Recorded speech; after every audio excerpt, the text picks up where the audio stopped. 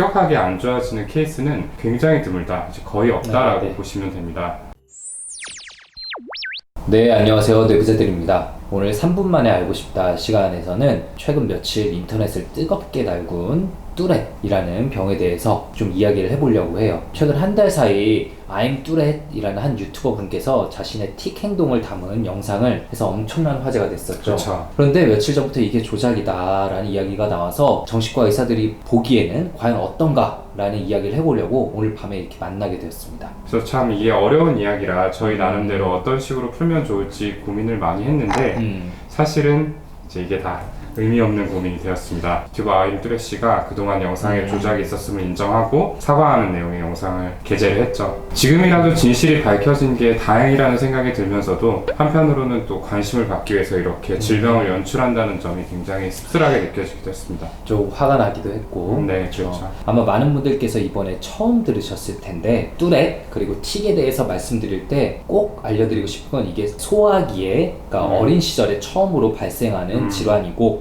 따라서 소아정신과에서 진료를 하게 됩니다. 그래서 오늘은 대학병원 소아정신과에서 교수님으로 재직하고 계신 오동훈 선생님을 이 자리에 모셨습니다. 이 뚜렛병은 운동틱 그리고 음성틱, 이 두 가지가 둘 다 1년 이상의 기간 동안 나타나는 경우 진단할 수 있는 병입니다. 여기서 틱이란 굉장히 빠르고 급작스럽게 나타나는 불수의적인 동작을 의미하는데요. 이 불수의적이라는 뜻은 내가 의도하지 않았는데도 어쩔 수 없이 갑자기 나타나는 그런 것들을 의미를 합니다. 음성틱 같은 경우에는 뭐 간단하게는 하는 소리, 그리고 이렇게, 그렇죠. 네. 하는 헛기침, 이런 식으로 나타나게 되고요. 운동틱 같은 경우에는 눈을 이렇게 질끈 감거나 아니면 입을 늘리는 식의 이런 동작들, 또는 이제 팔을 굽혔다가 펴는 식의 동작, 이런 것들이 이제 초기에 많이 나타나는 동작들입니다. 그리고 이 병이 진행될수록 이 음성틱이든 운동틱이든 모두 복합적으로 변해가서 이제 심한 경우에 이제 스스로의 몸을 때리거나 아니면 타인에게 욕설을 하는 식의 행동으로까지 그 틱의 형태가 진화할 수도 있습니다. 틱을 가진 모든 분들이 뚜렛병으로 이제 발전을 하게 되는 것은 아니고요. 몇 주 또는 몇 달만 나타났다가 증상이 소실되는 분들도 많이 계십니다. 그리고 이 뚜렛병 같은 경우에는 발생에 기본적으로 타고나는 기질이 많이 작용한다라고 알려져 있습니다. 그러니까 증상이 뭐 악화되고 조금 더 나아지고 하는 데는 어떤 심리적인 상태, 스트레스 이런 것들이 작용을 하기는 하지만 기본적으로 병의 발생에 있어서는 내가 가지고 태어나는 생물학적 요인이 가장 크게 작용을 한다는 거죠. 그렇죠. 생물학적 요인이 크게 작용하기 때문에 대략적으로 처음 증상 나타나는 나이가 정해져 있고요. 초등학교 입학할 때쯤 나타났다가 중고등학교 이럴 때는 좀 증상이 잦아들어서 없어지는 경우가 많죠. 저도 초등학교 입학할 때쯤에 눈을 깜빡이고 약간 소리 내는 게 생겨가지고 저 소아정신과에 어릴 때 한번 가서 저보고 놀이기구 가지고 놀라고 했던 기억이 진료 받으신 적이 있네요. 좀 남아있습니다. 그래도 그 선생님께서 약을 처방하지 않고 일단 좀 기다려보자라고 했는데 저에게는 다행히 증상이 사라져서 그 뒤에 뭐 뚜렛으로 진행하거나 하지는 않았었고요.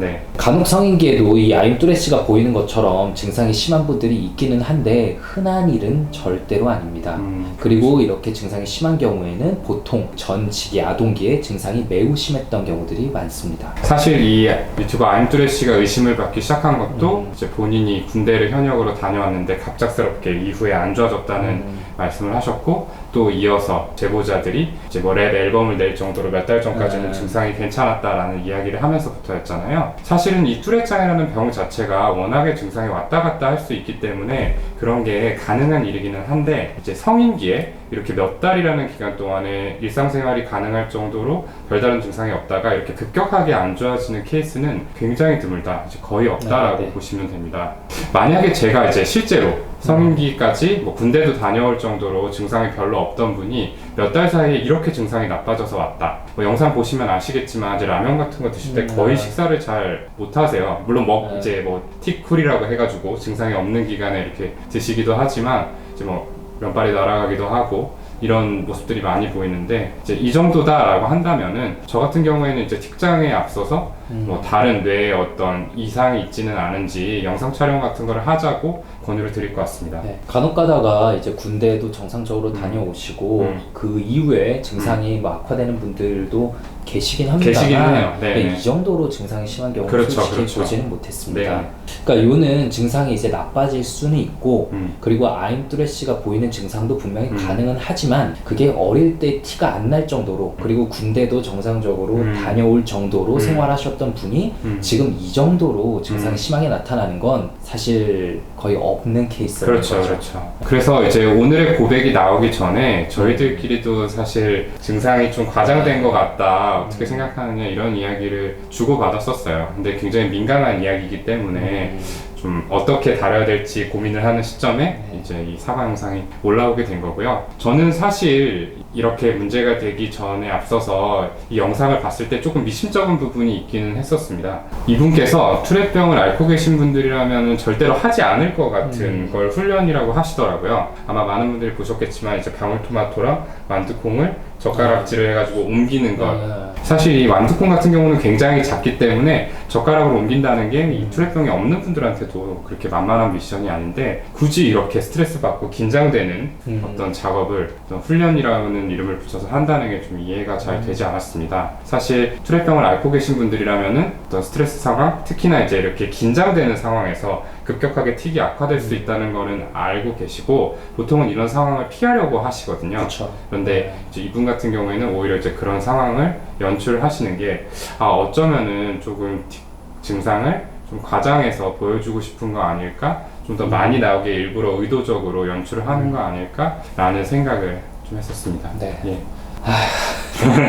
네. 아무튼 오늘 올린 사과 영상에서는 이전에 비해서 현저히 틱이 좀 줄어든 모습이었어요. 고개를 좀 돌리고 헛기침하는 정도의 모습이었는데 그렇죠. 뭐 조심스럽지만 아마도 그분 원래 틱의 증상이 그 정도 아니었을까라는 추측이 되더라고요. 맞아요. 네네. 네. 오늘 또 그 구독자분들에게 이야기하기 위해 약을 받아왔다면 오늘 날짜 처방전을 보여주셨는데 피모짓 1ml 그리고 클로나제팜 0.5ml 각각 하나씩 하루 2번 복용하는 걸로 받으셨는데 네, 그렇게 돼 이 있더라고요. 정도면 객관적으로 되게 적은 용량이잖아요. 적은 용량이죠. 그리고 이 정도 약을 1회 복용했다고 최근 영상까지 그렇게 증상이 뚜렛 증상이 심하던 분이 오늘의 차분한 모습으로 돌아오는 건 사실 불가능한 일이죠. 그렇죠. 네. 약을 딱 한 번 먹었어요. 그러니까 네. 날짜가 오늘 날짜의 처방전이시더라고요. 그러니까 아마 아침에 약 한 번을 먹을 수 있었을 거고.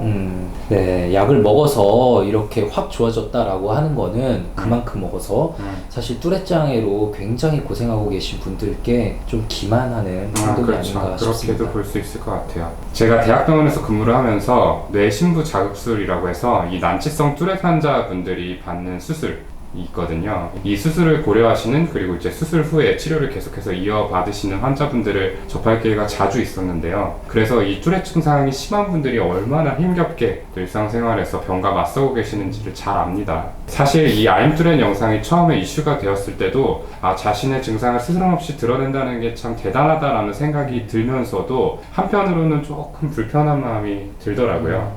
이게 제가 좀 꼰대 마인드일 수도 있는데요. 이 영상을 두고 많은 사람들이 뭐 신기하다, 재밌다 이런 식의 표현을 하는 게 좀 불편했었고 본의 아니게 어쨌든 또 비슷한 증상을 갖고 있는 많은 분들께서 상처를 받지 않을까 하는 걱정을 했었습니다. 특히 초등학생들이 이 영상을 보고 나서 음성틱이나 운동틱을 좀 따라한다라는 이야기를 들었거든요. 그걸 들었을 때 아이들 같은 경우에는 성인도 마찬가지지만 이제 다른 사람들 눈을 의식을 굉장히 많이 해요. 이게 좀 놀림거리가 되지 않을까라는 걱정을 하는데 이 아임뚜렛 영상이 이슈가 되면서 뚜렛 장애가 있는 아이들이 본의 아니게 화제의 중심에 서게 되고 또 놀림을 받게 되는 상황이 있지 않을까라는 생각도 좀 했었고요. 그런데 결론이 뭐 어쨌든 이렇게 증상을 꾸며낸 거였고 이제 그걸 통해서 관심을 얻고자 했다는 식으로 나게 되니까 굉장히 화가 많이 납니다. 그 증상을 실제로 앓고 있던 분들을 기만하고 또 농락하는 행동이라고 밖에 볼 수가 없거든요. 그런 의미에선 정말 잘못된 행동이라고 이야기를 하고 싶고요. 아무리 관심이 좋아도 앞으로 이런 비슷한 일은 절대로 일어나지 않았으면 하는 바람이 있습니다. 네, 사실 이런 일로 인해서 진짜 환자분들께서 더 피해를 보게 되는 거거든요. 예를 들어서 뚜레짱으로 고생하던 환자분의 증상이 이렇게 원치 않지만 드러나게 됐을 때 사람들의 시선이 너도 가짜 아니야? 너도 꾸며낸 거 아니야? 관심 받으려는 거 아니야? 그럴 수 있죠. 이득 보려는 거 아니야? 이런 식으로 생각하시게 될 수가 있거든요. 네, 그분들이 받게 될 피해를 생각한다면 앞으로는 절대 이런 유사한 일이 없었으면 좋겠습니다. 오늘 영상 조금이라도 재밌고 유익하셨다면 구독, 좋아요, 댓글 쓰기, 알림 설정까지 꼭 부탁드립니다. 감사합니다. 감사합니다.